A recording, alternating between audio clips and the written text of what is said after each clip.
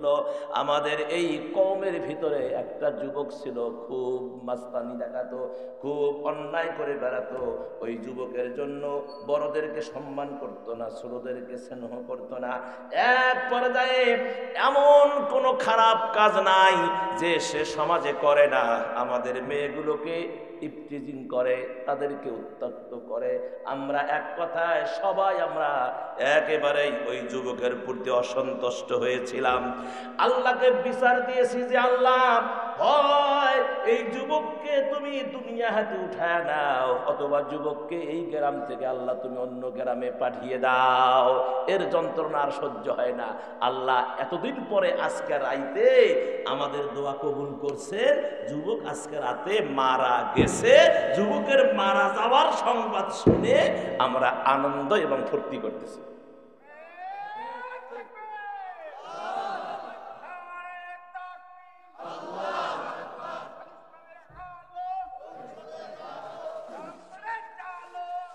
বাস হয়েছে হয়েছে, সুন্দর সুন্দর। যাক, তাও ভাই তো একটু মারছি, কথা ঠিক কিনা আমার ভাইয়েরা? খুব সুন্দর আলোচনা শোনেন, একদম আপনাদের অনেক ভালো লাগবে। এবং এখানে হেদায়েতের নূর আছে। এই যুবকেরা, তোমাদের জন্য বলছি, এখানে হেদায়েতের নূর আছে। আমার ভাইয়েরা, আবু বকরের হাতে হাত দিয়ে বায়াত গ্রহণ করলেন।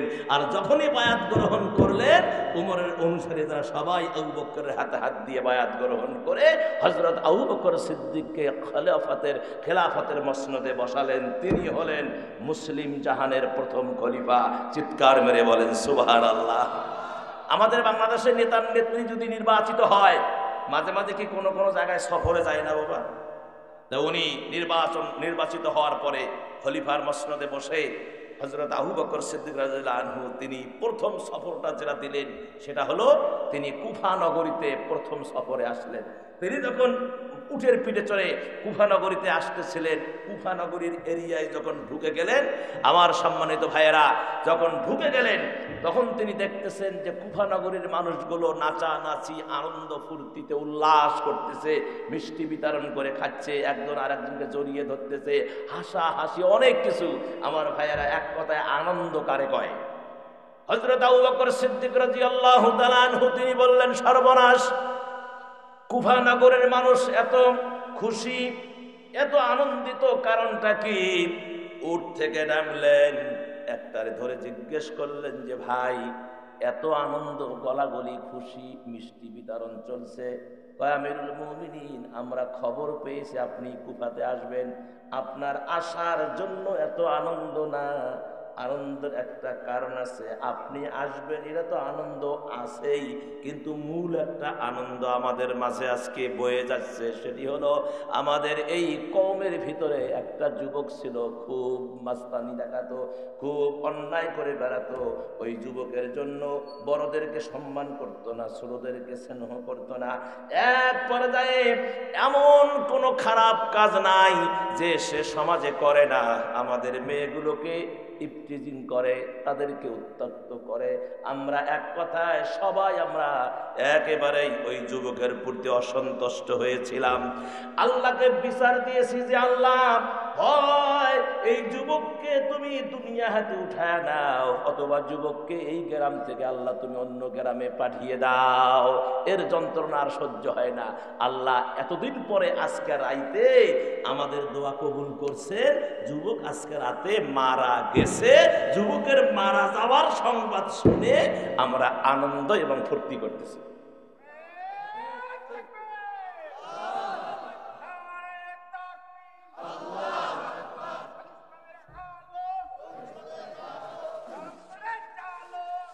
বাস হয়েছে হয়েছে, সুন্দর সুন্দর। যাক, তাও ভাই তো একটু মারছি, কথা ঠিক কিনা আমার ভাইয়েরা? খুব সুন্দর আলোচনা শোনেন, একদম আপনাদের অনেক ভালো লাগবে। এবং এখানে হেদায়েতের নূর আছে। এই যুবকেরা, তোমাদের জন্য বলছি, এখানে হেদায়েতের নূর আছে। আমার ভাইয়েরা, কি আমি কি কোনো রাগারাগি করতেছি? ভাই ভাই একে আমাকে ভোট দেন, হে করেন, সেই বলতেছি? আমি রাজনীতি করতেছি? একদম ঠান্ডা ওয়াজ ভাই, কথা বলেন, একবার ঠান্ডা ঝকঝকা।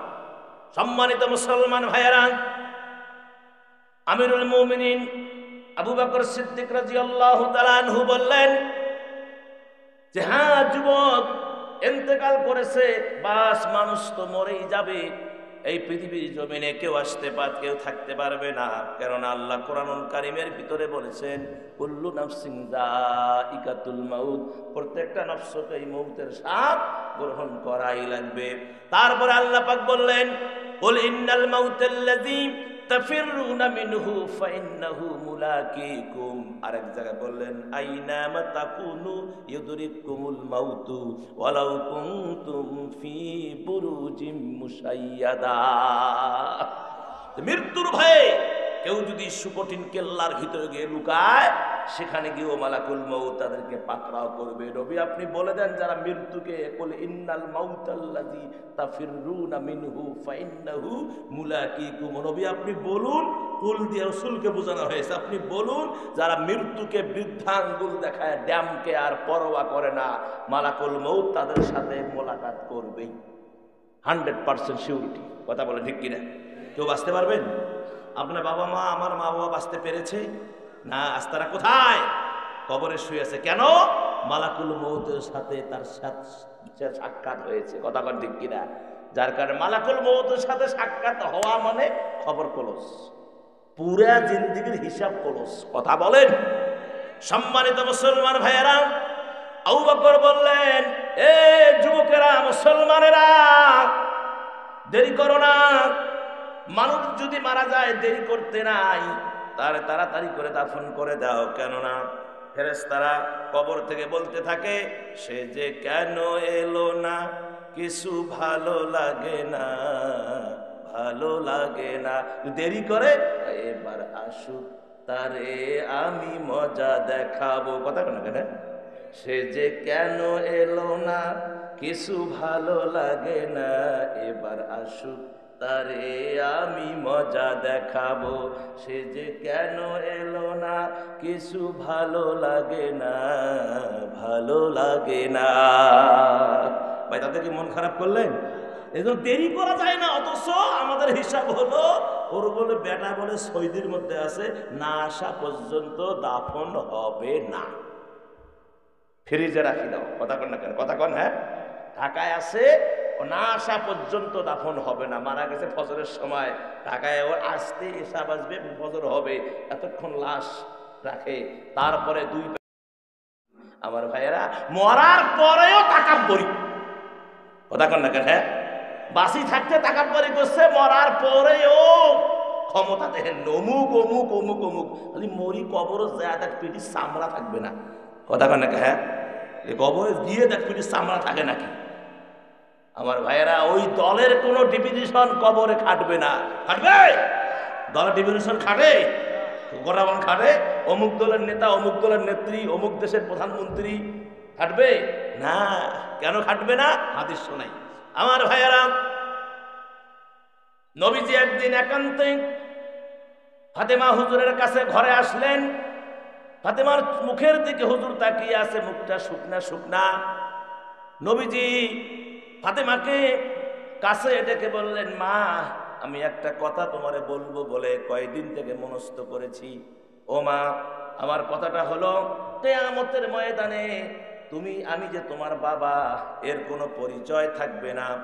আমি যে তোর বাবা, তোমার বাবা, এর কোনো পরিচয় কিয়ামতের ময়দানে থাকবে না। মা, তুমি যদি আমল করে কবরে যেতে না পারো, আল্লাহ রাব্বুল আলামিন আমি নবীর পরিচয় তোমারে কোনো কাজে দিবে না।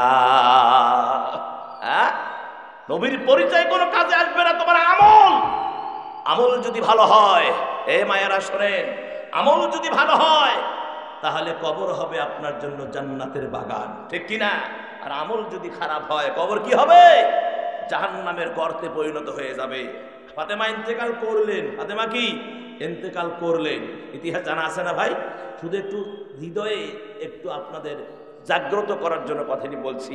মনে আবার করিয়েন না যে হুজুর খালি জানা ওয়াজগুলো করছে। এটা শুধু আপনার ইমানকে তাজা করার জন্য বলছি, ইমান দুর্বল, ইমানকে একটু শক্ত করার জন্য। ফাতেমা ইন্তেকাল করলেন। আবু যর গিফারি, আমি নিজের চোখে দেখে এসেছি, জান্নাতুল বাকিয়ার ভিতরে হযরত ফাতেমাতুজ জাহরার বাজার পড়ে আছে। আল্লাহু আকবার। আমি যখন ঢুকলাম, উদ্দেশ্য ছিল যে রসুলের স্ত্রীগণ এবং খাদিজাতুল কুবরা বাদে বাকি সব স্ত্রী জান্নাতুল বাকিতে আছে, আর খাদিজাতুল কুবরা আছে জান্নাতুল মুআল্লায় ঘুমিয়ে আছে।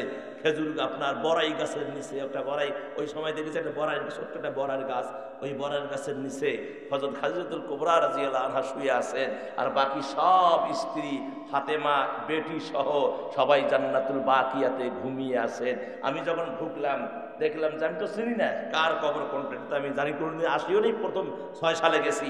আমার ভাইয়েরা দেখলাম যে একজন মদিনা ভার্সিটির ছাত্র দাঁড়িয়ে আছে, ওর বেশভূষা কথাবার্তায় বুঝলাম যে ও, তখন আমি জিজ্ঞেস করলাম তার বাসা কোথায়, তখন সে বলল যে হুজুর আমার বাসা হলো কুমিল্লা। কোথায়? কুমিল্লা। সে মদিনা ভার্সিটিতে লেখাপড়া করে। তখন আমি চিন্তা করলাম যেহেতু আমার ভাষা বুঝে, বললাম যে ভাই সারা জীবনটা শুনেছি রাসূলের বেটি সমস্ত জান্নাতের নবনীদের সরদারিনী হবে মা খাতুনে জান্নাত ফাতেমাতুজ জহরা রাদিয়াল্লাহু তাআলা আনহা, ওনার মাজারটা আমি শুনেছি এই জান্নাতুল বাকিয়াতে আছে। আপনি যদি আমার একটু দেখাতেন কলিজা ঠান্ডা হয়ে যেত।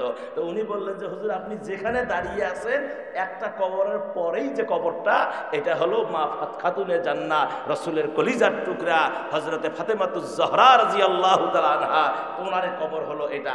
আমি দেখে চিন্তা করলাম হায় হায় রে, জান্নাতের সরদারিনী, কবরের কোনো ডিজাইন নাই, চিহ্ন নাই, শুধু কয়েকটা পাথর, চতুর্দিক দিয়ে ভাঙা চূড়া পাথর দিয়ে ঘেরা দেওয়া। এই মাটির নিচে জান্নাতের বাগানে আমার প্রিয় নবীর কলিজার টুকরা ঘুমিয়ে আছে, পার্শ্বে ঘুমিয়ে আছে হযরতে আপনার ওসমান গনি রাদিয়াল্লাহু তাআলা আনহা, আর এই কোণাটায় শুয়ে আছেন রাসূলের অন্যান্য ফাতেমা, আপনার আয়েশা থেকে শুরু করে উম্মে সালমা থেকে শুরু করে যত স্ত্রী আছে 11 জন, মতান্তরে 12 জন, একজন বাদে বাকি স্ত্রী সব জান্নাতুল বাকিয়ার ভিতরে ঘুমিয়ে আছে। আমার ভাইয়েরা তাদের কবরের অবস্থা দেখে চোখ দিয়ে চোখের পানি মুছতেছি। এত বড় দামি দামি মানুষ তারা এখানে শুয়ে আছে, আর আমাদের বাংলাদেশে হায় রে বাবা কিসের বলে গেদা শাহ রহমতুল্লাহ আলাইয়ের মাজার শরীফ, শিয়াল শাহ কি শাহ, আমাদের রংপুরে আছে আপনার ঘোড়া পীর রহমতুল্লাহ আলাইয়ের মাজার শরীফ, রংপুরে রেল স্টেশন রোডে কি আছে না ঘোড়া পীর। তারপরে মাছ পীর, মাছ পীর মাহি সাওয়ার বলো কি, শাহ সুলতান মাহি সাওয়ার বলো কি রহমতুল্লাহ, মাছ পীর, ঘোড়া পীর, এগুলো তো এত মানায়। ওনার আসল প্রকৃত নাম ছিল হলো, ওনার নাম ছিল, আমাদের রংপুরে জিনিস ঘুমিয়ে আছেন, ওনার নাম ছিল আপনার শাহ মাহমুদ বাসিন রহমুল্লাহ ওরফে ঘোড়া পীর। মানে উনি ঘোড়ার পিঠে চড়ে বেড়াতেন। কিসের পিঠে? ঘোড়ার পিঠে চড়ে বেড়াতেন। আপনারা জেনে থাকবেন আপনার রংপুরের গর্ভ কারামত আলী জনপুরি রহমতুল্লাহ আলাই, কথা কন না কেন, জনপুরের কারামত আলী জনপুরি রহমতুল্লাহ আলাই, উনি যখন ইন্তেকাল করেছেন, উনি ইন্তেকাল করার আগে উনি বলে গেছেন যে আমার লাশটা নিয়ে আপনারা জানাজার জন্য রাখবেন, একজন মানুষ ঘোড়ার পিঠে চড়ে আসবে, সে আমার জানাজা পড়াবে। আল্লাহু আকবার কর। উনি হাদিউজ্জামান ছিলেন, এই আপনার কারামতুল জনপুরি রহমতুল্লাহ আলাইহি হাদিউজ্জামান তিনি ছিলেন। আমার ভাইয়েরা ঠিকই যখন তিনি ইন্তেকাল করলেন, তার লাশটাকে সুন্দর করে মোড়ায়া কাপড় দিয়ে সুন্দর করে পেঁচায়া লাশের জানাজার জায়গায় রেখে দেওয়া হলো। সবাই হাজার হাজার লোকের সমাগম, সবাই তাকিয়ে আছে, কিন্তু কেউ আসতেছে না। শেষ প্রান্তে দেখে একটা লোক, মাথায় পাগড়ি, লম্বা জুব্বা, এলোমেলো কেশ, ঘোড়ার উপর সওয়ার হয়ে আসতেছে, কারোর সাথে কোনো কথা নাই, এসে সামনে ছিনা বরাবর দাঁড়ালেন, জানাজা নামাজ পড়ালেন, পড়ার পরে ঘোড়ায় উঠলেন, চলে গেলেন। আর যে জায়গায় লোক পিছনে ছুটছে শত শত লোক তাকে ধরার জন্য, আমার ভাইয়েরা যে জায়গায় উনি ঢুকে পড়লেন, ওই জায়গায় ঢুকে উনি ঘোড়া সহ উদাও হয়ে, মানে উনি নাই, ঘোড়া পড়ে আছে, মরে ঘোড়া পড়ে আছে, উনি নাই, ঘোড়াটা পড়ে আছে। পরে লোকজন ওনাকে অনেক খোঁজাখুঁজি করার পর দেখলো, যখন পেল না, পরে ঘোড়াটা ওখানে দাফন করে তারপরে এখন ব্যবসা শুরু হলো ঘোড়া পীর রহমতুল্লাহ আলাইয়ের মাজার শরীফ। কথা কন না কেন? শিয়াল শাহ, কত শাহ, গেদা শাহ, কথা কন না কেন? হ্যাঁ আমার মুসলমান ভাইয়েরা, এজন্য আমি বলে থাকি, কোথার থেকে কোথায় চলে গেলাম। ফাতেমাতুজ জহরা রাদিয়াল্লাহু তাআলা আনহা কথাটা বলে দিয়ে মনে আছে কি? হযরতে আবু বকর সিদ্দিক রাদিয়াল্লাহু তাআলা, ওই যে যুবক মারা গেছে, মনে নেই? হ্যাঁ রে বাবা রে বাবা, তাল যেন ঠিক থাকে, কথা ঠিক কিনা? কোন দিকে যাই যাই মূল রাস্তা যেন ঠিক থাকে। এখনো কিন্তু আমি মূল কথার দিকে, অর্থাৎ আমি যে আয়াত তেলাওয়াত করেছি এটা রিজার্ভ রেখেছি, শেষের দিকে গিয়ে একটু সামান্য একটা মার দিয়ে তারপরে বিদায়। কথা কেন? হ্যাঁ, ঠিক আছে না? আমি যেগুলো বলতেছি এগুলো কি হাদিস কোরআনের বাইরে? ভাই আপনি কোন বাইরে? চাচা কি করেন আপনি? বাস আলহামদুলিল্লাহ কোন। তাহলে আমার ভাইয়েরা, ফাতেমাতুজ জোহরা ইন্তেকাল করার পরে হযরত আবু যর গিফারী রাদিয়াল্লাহু তাআলা আনহু, এই মায়েরা শোনেন মনোযোগ দিয়ে, কবর খুঁজতে গেলেন এই জান্নাতুল বাকিয়াতে। কবর খুঁজতে খুঁজতে বললেন, কবর রে তুই কি জানিস আজ তোর ভিতরে কারে রাখতেছি? ও কবর, তোমার ভিতরে যারা রাখতেছি ইনি হলেন হাসান হুসাইনের মাথার তাজ। আম্মাজান খবরদার বেয়াদবি করবি না। আলীর কথা বললেন, নবীজির কথা বললেন, তারপরে জান্নাতের সরদারিনীর কথা বললেন। বলার পরে কোনো জবাব নাই। কবর কাবুজার বললেন, কি রে কবর, তুমি কি ভয় পেয়ে গেলি? এতগুলো দামি দামি মানুষের কথা বলাতে ভয় পেয়ে গেলি? এবার কবরের আর সহ্য হচ্ছে না, আল্লাহ কবরের মাটির জবান খুলে দিলেন। কবর বলতেছে, আবু যর গিফারী তুমি কারে ভয় দেখাও? তুমি আমারে চেনো না। আমার ভিতরে যে আসবে আমি নবীর বেটি বুঝি না, হযরত আলীর স্ত্রী বুঝি না, জান্নাতের সরদারিনী বুঝি না, ইমাম হাসান হুসাইনের জননী বুঝি না। আমার কাছে যে আসবে আমি কোনো ডিফিনিশন চাই না, আমি চাই তার আমল ঠিক আছে না নাই। আমল যদি ঠিক থাকে তাহলে আমি কবর তার জন্য বেহেশতের বাগান হয়ে যাব, আর আমল যদি ঠিক না থাকে আমি কবরের মাটি দুই দিকে চলে যাব, এমন জোরে চাপ দিব সব পাউডার হয়ে যাবে, কবর হয়ে যাবে জাহান্নামের কি গর্ত। কথা বলেন ঠিক কিনা? তাহলে আমার মায়েরা, এটা গোপীনাথপুরের মায়েরা, জয়পুরহাট আক্কেলপুরের মায়েরা, পায়ে ধরি মা, যদি আপনার কি বলে ফাতেমাতুজ জোহরার ব্যাপারে কবর যদি এই কথা বলে, তাহলে মা আপনি কোন ফাতেমা হয়েছেন? ফাতেমা হলেও তো লাভ নাই। কথা বলেন ঠিক কিনা?